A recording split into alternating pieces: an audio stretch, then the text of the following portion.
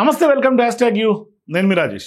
So ఇప్పుడు బీఆర్ఎస్లో జరుగుతున్నటువంటి పరిణామాలన్నీ కూడా చాలా ఉత్కంఠ రేపుతూ ఉన్నాయి. అంటే ఒక రకంగా కవిత ఎప్పుడైతే సస్పెన్షన్కి గురవటం, మరోవైపు ఆమె తాజాగా రాజీనామాలు చేయడం, సీరియస్ అలిగేషన్స్ బీఆర్ఎస్ పార్టీ నాయకుల మీద చేయటం, మరోవైపు ఆమె మీద కుట్రలు జరుగుతున్న అంశాలను కూడా స్పష్టంగా బహిరంగంగా చెప్పడం, ఇదంతా జరిగింది. దీని తర్వాత ఇప్పుడు ఆమె మీద కౌంటర్ అటాక్ స్టార్ట్ అయింది. త్వరలోనే హరీష్ రావు కూడా మీడియా ముందుకు వచ్చి కొంత తనదైనటువంటి శైలిలో కవితకు కౌంటర్ ఇస్తారనే ప్రచారం సోషల్ మీడియాలో బాగా విస్తృతంగా సాగుతోంది. ఆ దిశగా వార్తలు కూడా వస్తున్నాయి. మరోవైపు ఇప్పుడు ప్రధానంగా చాలామంది బీఆర్ఎస్ పార్టీ నాయకులు, మాజీ మంత్రులు, ఎమ్మెల్యేలు, ఎమ్మెల్సీలు, పార్టీలో క్రియాశీలకంగా ఉన్నటువంటి వాళ్ళందరూ కూడా కవితని కౌంటర్ చేస్తున్నటువంటి పరిస్థితులు కనిపిస్తున్నాయి. అంటే ఒక రకంగా కవిత ఒంటరిని చేసి ఇవాళ చాలామంది బీఆర్ఎస్ పార్టీ నాయకులు కౌంటర్ అటాక్ చేస్తూ ఉన్నారు. అయితే ఇదంతా ఒక లెక్క అయితే కవిత చేసినటువంటి వ్యాఖ్యలతోటి బీఆర్ఎస్ పార్టీ కూడా ఉక్కిరిబిక్కిరైంది. ఒక రకంగా చెప్పాలంటే వాళ్ళకి ఏం చేయాలో పాల్పోయినటువంటి పరిస్థితి. లాస్ట్కి ఇప్పుడు సస్పెన్షన్ గురై రాజీనామా తర్వాత ఇప్పుడు వాళ్ళు స్వేచ్ఛగా మాట్లాడుతున్నటువంటి పరిణామాలు మనకు కనిపిస్తుంది. అయితే ఇటువంటి సందర్భంలో సహజంగా ఇప్పుడు బీఆర్ఎస్ పార్టీ నాయకులు కొంత రివర్స్ అయితే ఇది సహజమే అనుకోవచ్చు, కౌంటర్ అటాక్ కామన్గా ఉంటుంది. కానీ ఇక్కడ జాగృతిలో కవితతో గతంలో పనిచేసినటువంటి వాళ్ళు కూడా కవిత పైన రివర్స్ అయ్యి అటాక్ స్టార్ట్ చేశారు అంటే ఇది మళ్ళీ ఒకసారి మనం ఆలోచన చేయాల్సినటువంటి పరిస్థితి ఉంటుంది. అంటే ఎందుకు వీళ్ళు కూడా రివర్స్ అవుతున్నారు అనేది ఒక క్వశ్చన్. ఎందుకంటే గత కొంతకాలంగా బీఆర్ఎస్ పైన కొంత అంటే బీఆర్ఎస్లో ఉండి కూడా ఆమె సొంతంగా అడుగులు వేస్తూ రాజకీయంగా కొన్ని కార్యక్రమాలు చేస్తూ ముందుకు సాగి తెలంగాణ జాగృతిని స్ట్రెంగ్తన్ చేసినటువంటి కవిత గారు ఇప్పుడు ఆమెతో పాటు చాలామంది అప్పటికే కొంత డీవేట్ అయిపోయారు. అంటే తెలంగాణ జాగృతిలో కూడా స్ప్లిట్ వచ్చేసింది. కవితతో ఉండే కట్టర్ కవిత టీం అంతా కవితతో ఉన్నారు. కవితతో లేనటువంటి వాళ్ళందరూ కూడా ఒకవేళ జాగృతిలో గతంలో క్రియాశీలకంగా ఉన్న, పదవులు అనుభవించిన, పనిచేసిన, చాలా వరకు బ్యాక్ బోన్గా ఉన్నటువంటి వాళ్ళందరూ కూడా బీఆర్ఎస్ పార్టీతో ఉన్నారు.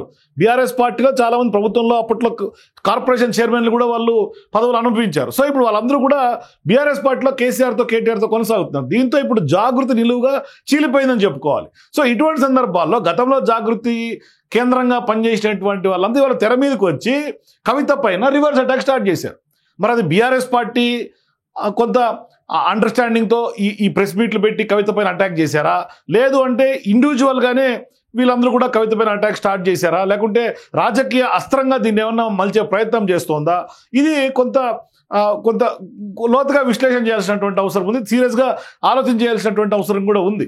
కానీ ఇక్కడ బీఆర్ఎస్ పార్టీలో ప్రస్తుతం చోటు చేసుకుంటున్నటువంటి పరిణామాలు అయితే మాత్రమే చాలా సీరియస్గా రాజకీయంగా టర్న్స్ తీసుకుంటూ ఉన్నాయి. అంటే ఆమె ఎప్పుడైతే కవిత పార్టీకి, పదవికి రాజీనామా చేసిందో భవిష్యత్ కార్యాచరణ ఇంకా ఏమీ ప్రకటించలే. ఎలా ఉండబోతున్న చర్చ రాజకీయ వర్గాల చర్చనీయాంశంగా మారుతోంది. మరి ఇటువంటి సందర్భాల్లో జాగృతి సీనియర్లు చాలామంది ఆమెతో పాటు గతంలో పనిచేసినటువంటి వాళ్ళంతా ఇప్పుడు కవితగా రివర్స్ అవుతూ ఉన్నారు.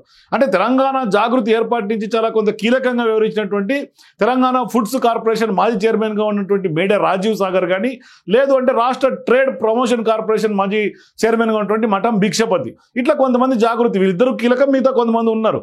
అంటే కోదారి శ్రీను కానీ ఇట్లా చాలామంది కొంతమంది ముఖ్య నాయకులు అప్పట్లో జాగృతిలో పనిచేసినటువంటి వాళ్ళు, ఇప్పట్లో అప్పట్లో, అందుకే వాళ్ళు జాగృతి సీనియర్లు అంటూ ఉన్నారు. సో ఇప్పుడు వాళ్ళందరూ కూడా కవితతో మేము ఎవరు నడవట్లేదు అని వాళ్ళు బహిరంగంగా ప్రెస్ క్లబ్లో ప్రెస్ మీట్ పెట్టి ప్రకటించారు.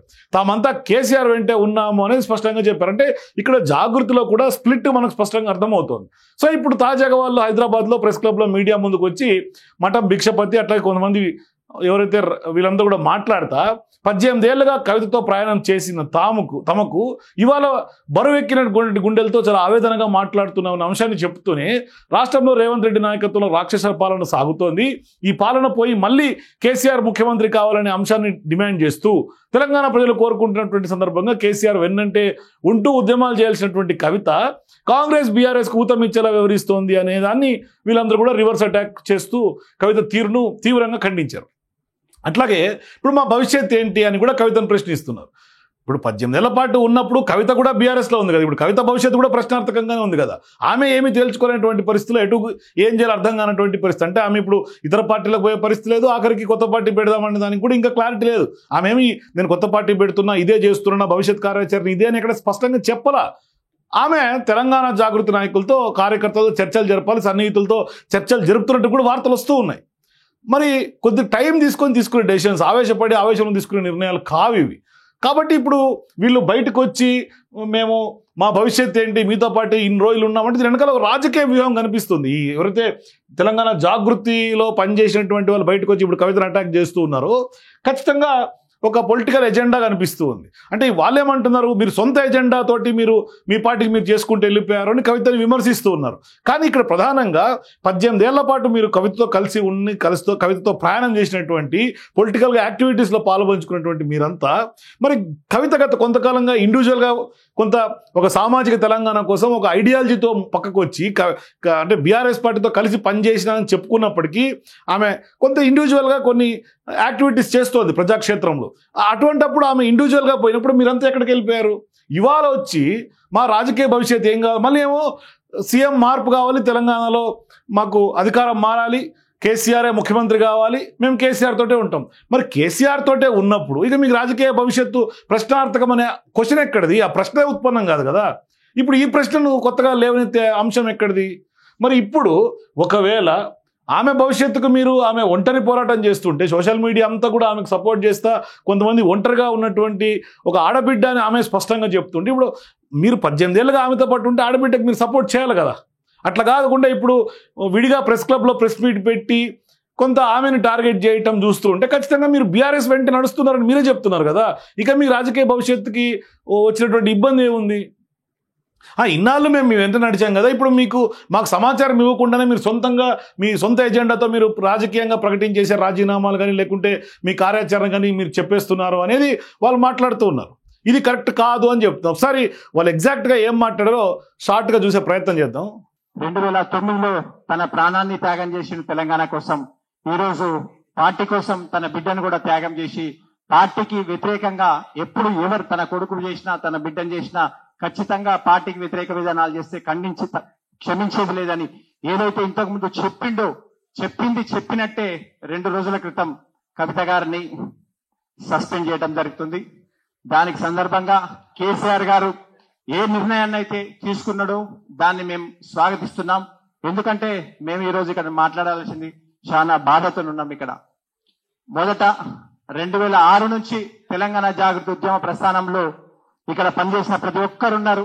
2006 నుంచి ఉద్యమం ఉర్రూ తలుగుతున్నప్పుడు కేసీఆర్ గారిని ఇన్స్పైర్ అయ్యి కేసీఆర్ గారి స్ఫూర్తితో కేసీఆర్ గారి ఉద్యమంలో పనిచేయాలన్న ఆలోచన ఉన్నప్పుడు మొట్టమొదట మేము తెలంగాణ జాగృతి కవిత గారిని పరిచయం కావడం జరిగింది.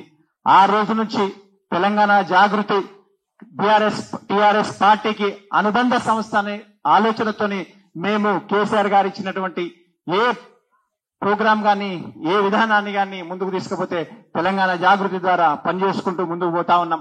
మీరు మాట్లాడిన మాటలు ఏదైతే పేపర్ లీక్ చేసిండ్రో, ఏదైతే లేఖ రాసిండ్రో, ఆ లేఖ రాసిన దగ్గర నుంచి మీరు పార్టీకి వ్యతిరేకంగా పోతున్ననే ఆలోచన మాకు వచ్చిందో ఆ రోజు నుంచి కూడా మేమందరం కూడా తెలంగాణ జాగృతికి చిన్నగా ఆలోచన చేయడం మొదలు పెట్టడం జరిగింది. కేసీఆర్ గారు ఉన్నారు కాబట్టి తెలంగాణ జాగృతి కోసం పనిచేసినాం. కేసీఆర్ గారికి వ్యతిరేకంగా మీరు పనిచేయడం మొదలుపెట్టినప్పుడు మీ సొంత ఎజెండాతో పనిచేయడం మొదలుపెట్టినరో అప్పటి నుంచి మేము తెలంగాణ జాగృతికి మేమందరం కూడా దూరంగా ఉన్నాం, కామ్ గా ఉన్నాం. ఎక్కడ కూడా మేము ఏం మాట్లాడలేదు. కానీ పార్టీ ఇచ్చిన ప్రతి కార్యక్రమంలో మేమందరం పనిచేసుకుంటూ ముందుకు పోతా ఉన్నాం. మీరు ఏ నిర్ణయం తీసుకున్నా కమిటీల విషయంలో కావచ్చు, మీరు ఆర్గనైజేషన్ విషయంలో కావచ్చు, మీరు ఏ నిర్ణయం తీసుకున్నా మేము మీకు శిరసా వహించుకుంటూ ముందుకు పోతా ఉన్నాం. బరువెక్కిన గుండెలతోటి ఈరోజు ఈ ప్రెస్ మీట్ నిర్వహించడం జరుగుతూ ఉంది. ఎందుకంటే 18 సంవత్సరాలు తనతో ప్రయాణం చేసిన సందర్భం ఉంది కాబట్టి ఈరోజు చాలా బాధతోటి ఈ ప్రెస్ మీట్ నిర్వహిస్తా ఉన్నాం. ఈరోజు తెలంగాణలో మరి రాక్షస పాలన నడుస్తూ ఉంది రేవంత్ రెడ్డి నాయకత్వంలో. మరి ఈ రాక్షస పాలన పోగొట్టాలంటే కేసీఆర్ రావాలి, మళ్ళీ తెలంగాణ సస్యశ్యామం రావాలని చెప్పి మా 60 లక్షల మంది బీఆర్ఎస్ కార్యకర్తలు కోరుకుంటా ఉన్నారు. అదేవిధంగా 4 కోట్ల మంది తెలంగాణ ప్రజలు కోరుకుంటా ఉన్నారు. మరి ఈ సందర్భంలో మరి కేసీఆర్ గారు వెన్నంటి ఉండి ఉద్యమాలు చేయాల్సిన సందర్భంలో మీరు బీజేపీకి అదేవిధంగా కాంగ్రెస్ కు ఊతం ఇచ్చేటట్టుగా వాళ్ళకి సపోర్ట్ గా ఉండేటట్టుగా ఈ రోజు మీ ప్రవర్తనను మేము సో ఇట్లా వాళ్ళు మాట్లాడుతున్నటువంటి తీరు మనకు కనిపిస్తుంది. సో ఇదేనా మీరు మాకు ఇచ్చే గౌరవం అంటూ కూడా కవితని ప్రశ్నిస్తూ కొంత రివర్స్ అటాక్ చేస్తున్నటువంటి పరిణామాలు మనకు కనిపిస్తున్నాయి. మొత్తం మీద కొంత జాగృతి రాజకీయాలు కానీ బీఆర్ఎస్ పార్టీ రాజకీయాలు కానీ కొంత అది ఇతర పార్టీలకు కలిసి వచ్చేలాగా పోతున్నాయి. చాలా డిఫరెంట్గా వెళ్తున్నటువంటి నేపథ్యం మనకు కనిపిస్తుంది. మొత్తం మీద ఇప్పుడు కవిత ఏం చేస్తుంది అనేది మాత్రం కొంత చాలా ఆసక్తిని రేపుతోంది. కవిత ఎటువంటి డెసిషన్స్ తీసుకుంటే రాజకీయంగా ఖచ్చితంగా ఇంపాక్ట్ ఏ పార్టీ పైన పడే అవకాశం ఉంటుంది. సో ఆమె ఏం చేయబోతున్నారు, ఆమె కొత్త పార్టీ పెట్టబోతున్నట్టుగా కొంత వస్తున్నటువంటి వార్తల్లో వాస్తవం ఎంత? మరి ఈ అటాక్లో ఇప్పుడు 18 ఏళ్ల పాటు మీతో కలిసి ఉన్నామని చెప్పినటువంటి వీళ్ళ మాటల్లో ఇప్పుడు కవితని టార్గెట్ చేస్తూ మాట్లాడినటువంటి వ్యాఖ్యల్లో వాస్తవం ఎంత? అంటే ఆమెను కావాలనే ఇప్పుడు కార్నర్ చేస్తున్నట్టుగా ఏమన్నా వాళ్ళ మాటలను బట్టి అర్థమవుతుంది. మే ఏప్రిల్ కింద కామెంట్స్ తెలియజేయండి. For more videos please watch #.